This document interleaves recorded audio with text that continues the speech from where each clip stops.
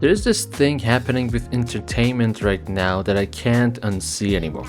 You know when a studio has a super popular IP, like the kind of franchise where the fans will show up automatically, and instead of treating that like a responsibility, they treat it like an excuse?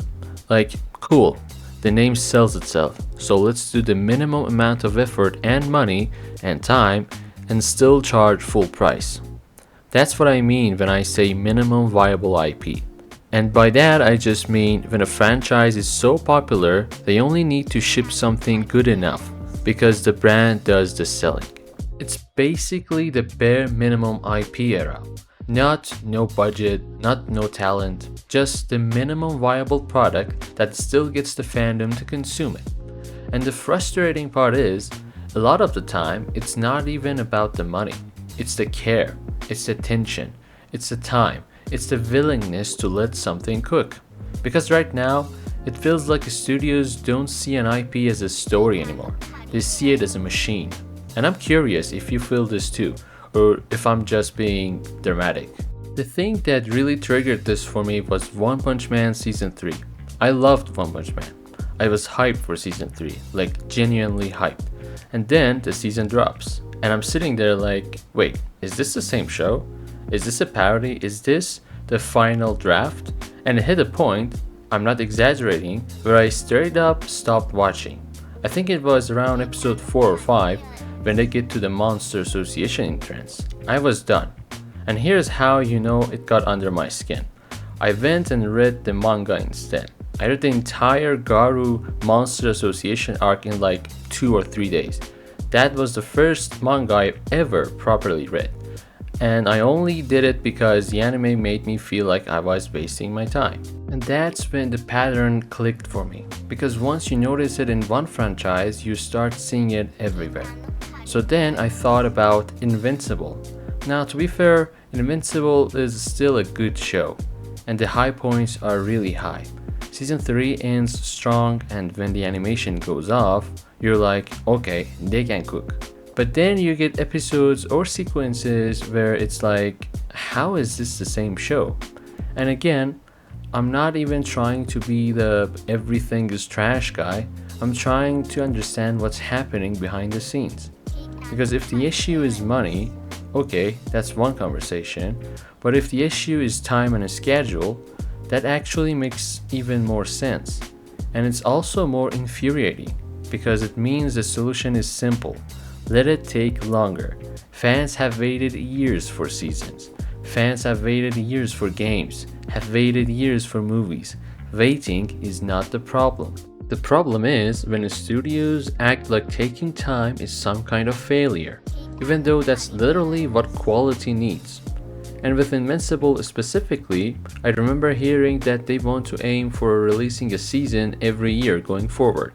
And if that's true, it explains a lot, because an annual schedule sounds great for hype and momentum, but it's also a perfect recipe for good enough. Like, don't worry, we'll fix it next season. Don't worry, the big episode will pop off. Don't worry, the fans will stick around. And again, maybe it's not greed, maybe it's just production reality. But that's exactly what I want to ask you.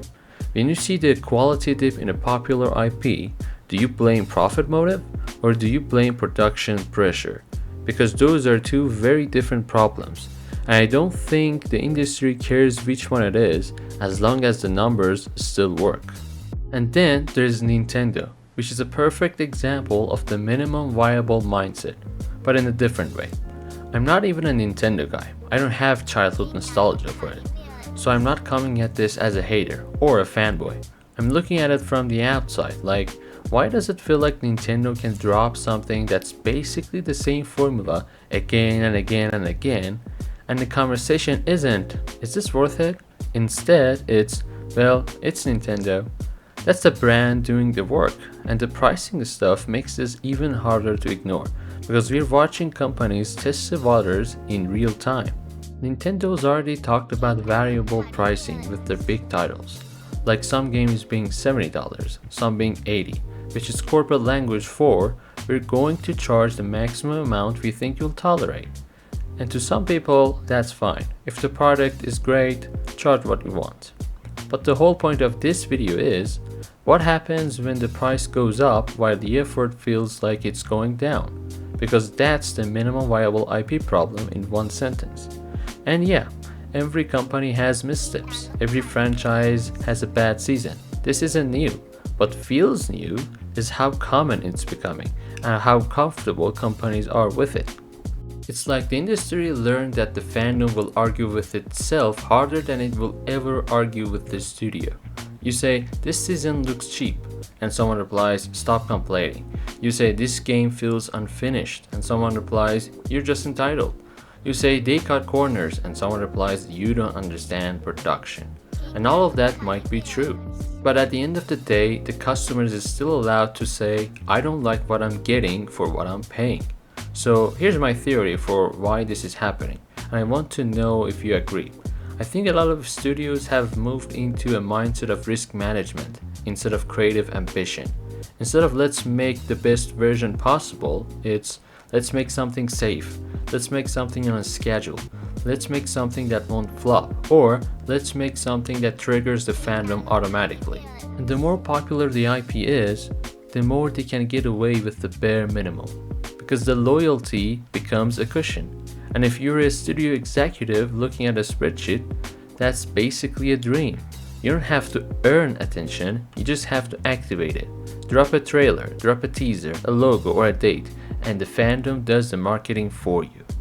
And this is where I want to be fair, because I know there's another side to this. Sometimes it's not greed, it's just chaos. Sometimes the production is a mess. Sometimes the schedule is impossible. The studio changes plans halfway through. Sometimes the pipeline collapses. And in animation especially, there are deeper industry problems that fans don't always see. So I'm not saying every single disappointing season is some evil plan.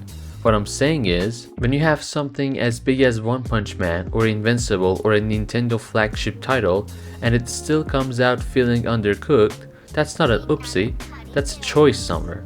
Either a choice to rush it, or a choice to under-resource it, or a choice to rely on the fandom to forgive it.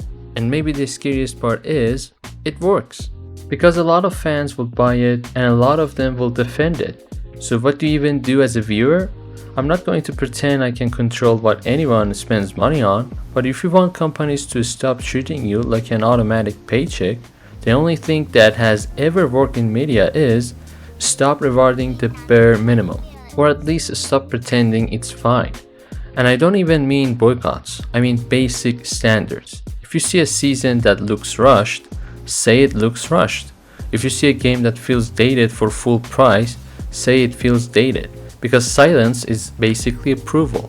And if you've noticed this too, I want your examples. Like the clearest cases where it felt like the studio knew the IP would sell no matter what, so they didn't push as hard as they could have.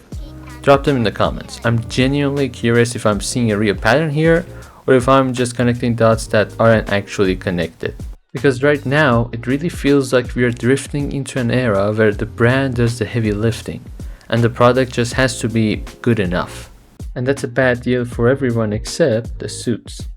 If you're new here, which you probably are because I've just started YouTube, I make videos like this. Just me, thinking out loud about movies, games, the stuff I care about, trying to figure out what other people think. Subscribe if that sounds like your thing, and I'll see you in the next one.